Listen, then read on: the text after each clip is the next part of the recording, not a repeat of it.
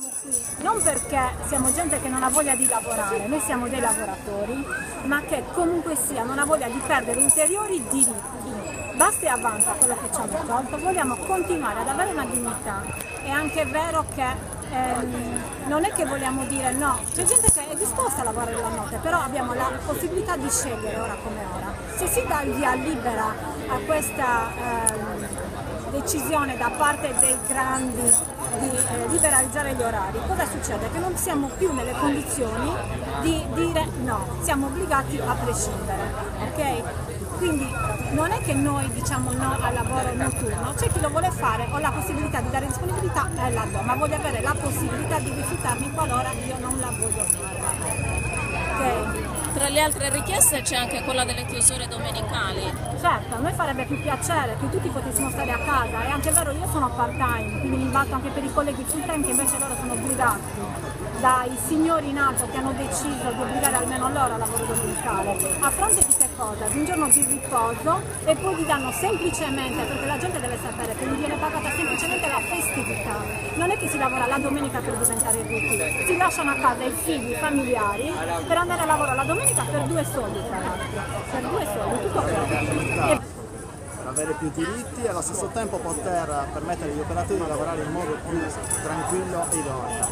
Il contratto è un bel periodo che deve essere rinnovato, noi ci aspettiamo che dopo questa manifestazione ci vengano apportate delle migliorie.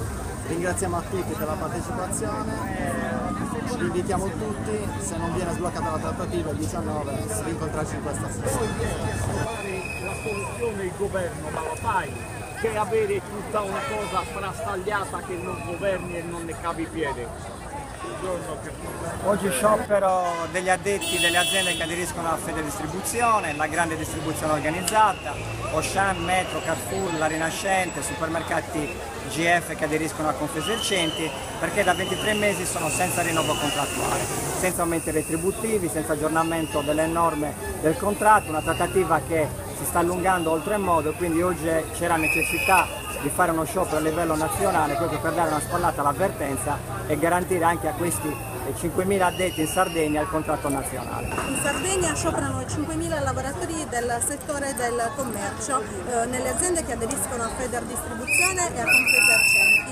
Il motivo dello sciopero è combattere quello che è l'atteggiamento di arroganza di Federdistribuzione, che vuole cancellare i diritti del contratto collettivo, l'incidenza della 13ª e 14ª sul trattamento di fine rapporto, il passaggio automatico dal 5° al 4° livello per gli addetti vendita e la cancellazione degli scatti di anzianità e il mancato riconoscimento di quelli che sono gli aumenti salariali per il 2014 e il 2015, puntando tutto su elementi di produttività. Oggi i lavoratori protestano per respingere le proposte di questa associazione datoriale che vuole comprimere quelli che sono i diritti conquistati in 40 anni di lotta dei lavoratori.